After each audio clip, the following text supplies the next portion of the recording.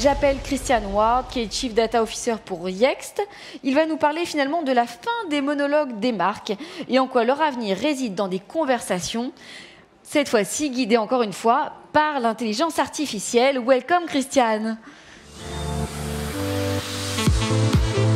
Merci.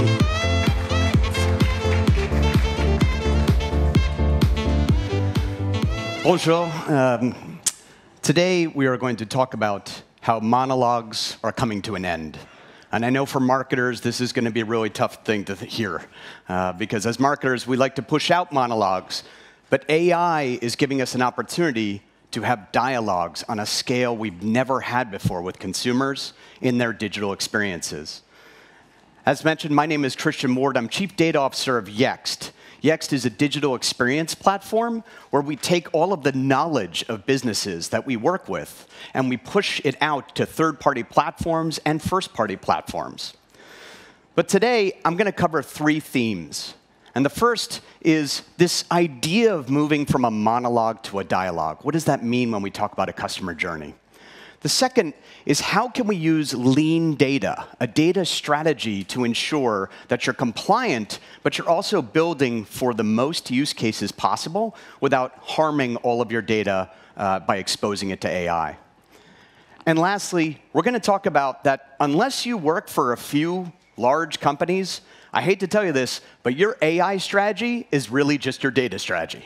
You're going to end up partnering for AI and using, like many of the demonstrations we've seen today, other technologies. So let's dive into the monologues to dialogues. Now, what's absolutely amazing about this is that monologues and dialogues and storytelling, academics have been studying this for a very long time.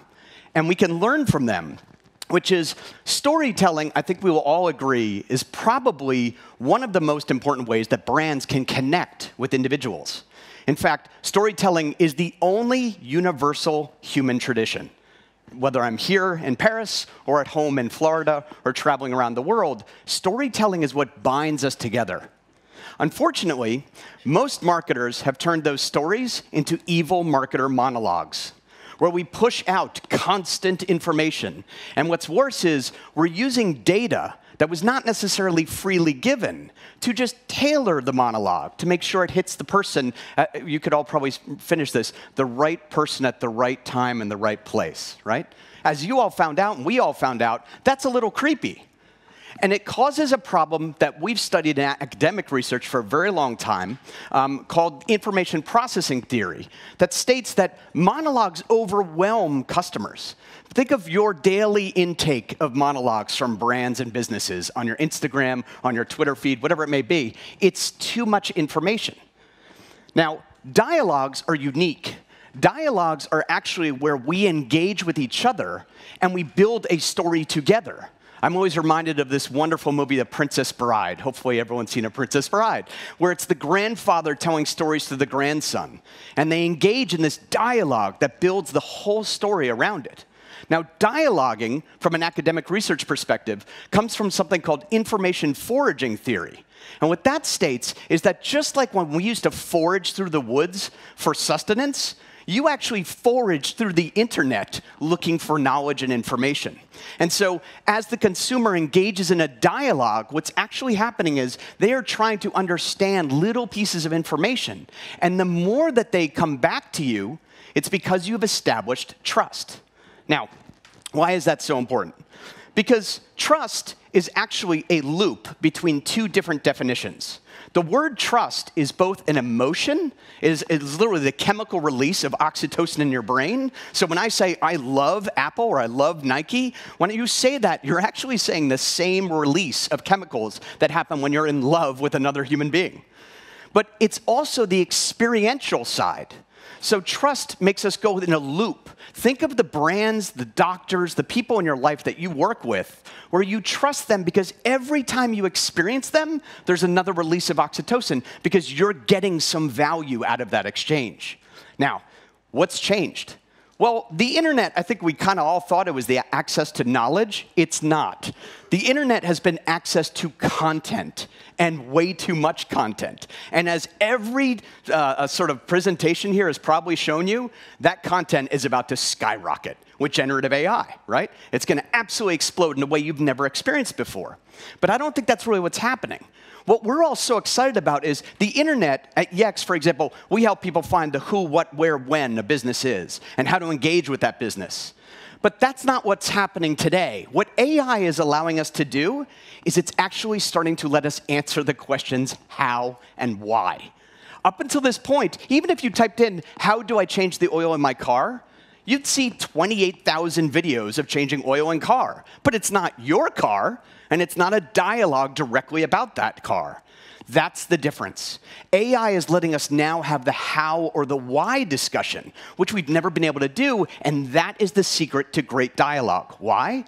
Because how and why are causality questions. They're questions where the human can take a value and build upon it into a story. Whereas the who, what, where, when is very important, and you have to do that right, but the how and why is a completely different thing.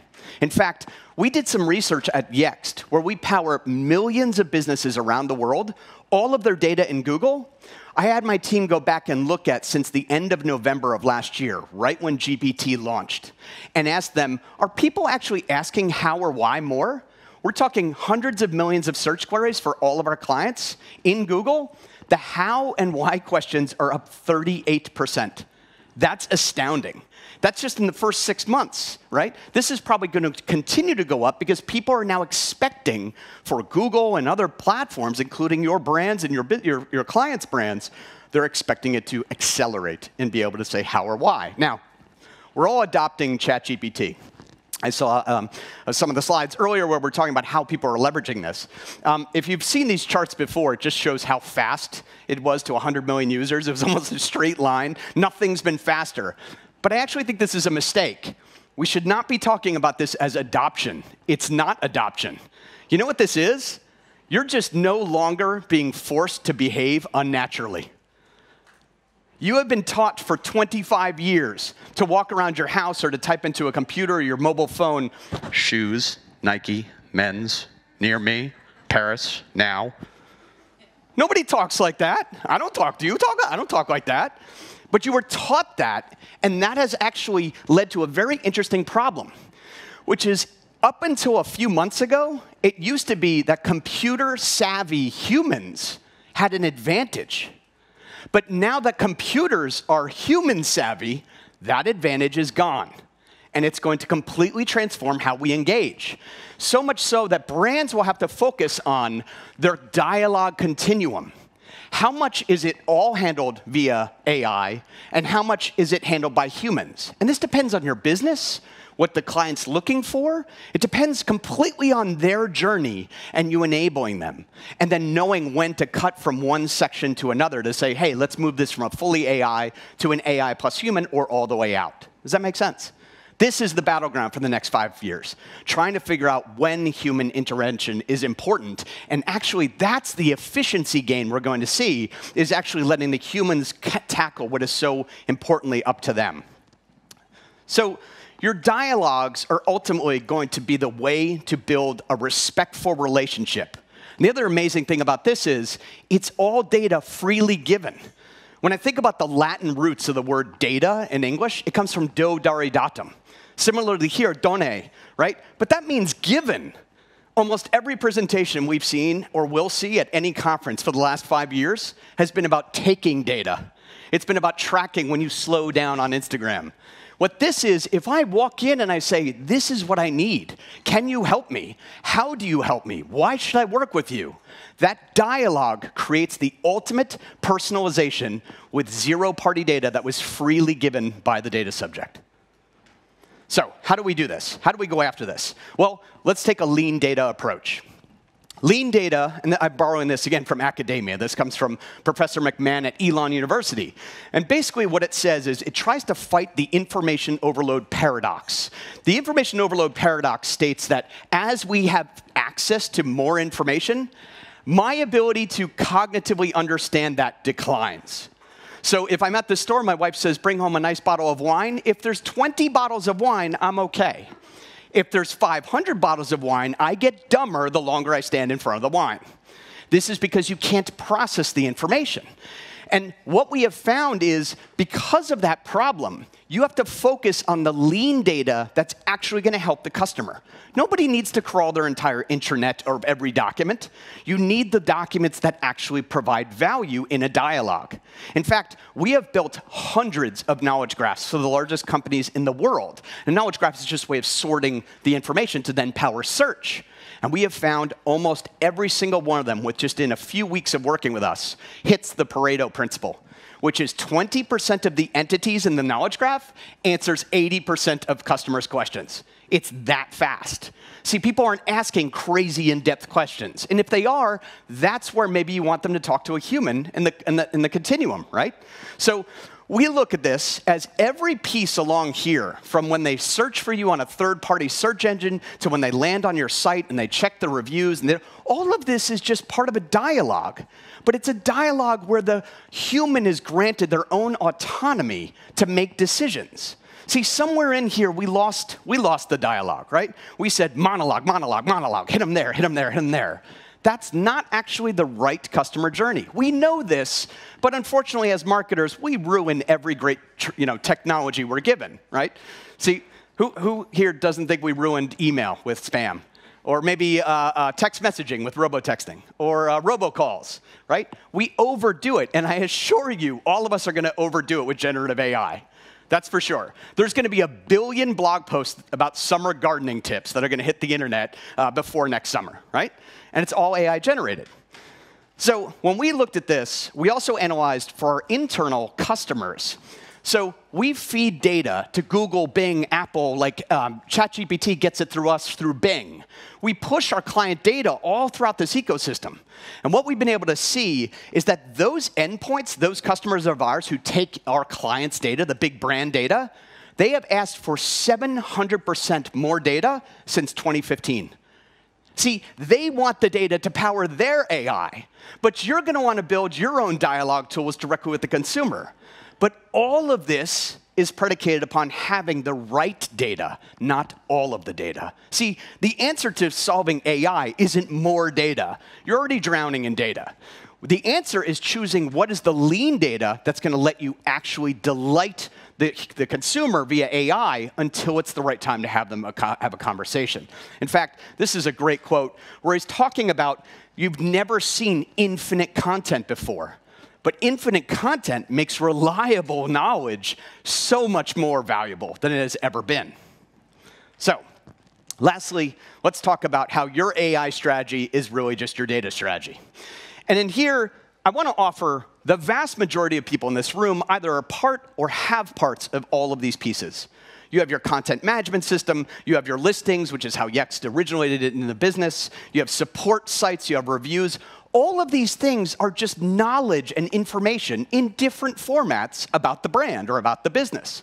So every vendor here is now going, yeah, but now with AI. It's like dog walking, but with AI. Everybody's got AI. But the use of AI, if we look at this, if it's now everywhere, then the sum total of all of these things is the digital experience of the consumer, because they're going to touch any one of those things. But if you think back to grade school algebra, you can factor this equation to this. You can take the AI out. Now you're just left with a bunch of different knowledge times AI equals the digital experience, which is the same as saying this, right? So if this is the future, here's the crazy part. The AI is already a commodity. The price of ChatGPT calls from last year to this year has fallen 4 decimal places when you take into account how much content you give and get back. That's not sneakers, that's corn. It's a commodity. And so as a commodity, you are going to choose different AI for different situations. You're actually going to build an AI of the AI, an Oracle of Delphi that looks at it and says, for this question, use that AI. For example, let's say you're a major restaurant chain, and someone asks the question like, hey, what time do you open tomorrow? I don't want 12 confident paragraphs from ChatGPT on why you open at 8 a.m. I just want 8 a.m. So you're going to pick different AI based on what matters. And that means it's an AI-agnostic approach, but your knowledge is where you have all the power. Because you control what that's structured, how it's set up, and what knowledge is used to feed the AI. The other amazing thing about this strategy combined with lean data is it's as close to compliance as we can get. Because in a knowledge graph or in a platform where you can see the knowledge, you can have legal and compliance review it. That's going to be really, really important, particularly in light of Article 22 of GDPR regarding automatic decision making. You've got to be able to say why it gave this answer. And that's going to come from having the data set up properly. Tomorrow, we'll also be hosting a masterclass to go through and analyze more of how do you use these tools to actually set up your customers or yourselves for success by organizing your knowledge and making sure that you get it right into the proper AI. With that, I want to thank you for listening to my monologue. If you would like to continue the dialogue, there will be a dialogue at the booth in the Innovation Center, and I look forward to seeing you there. Thank you. Je me change.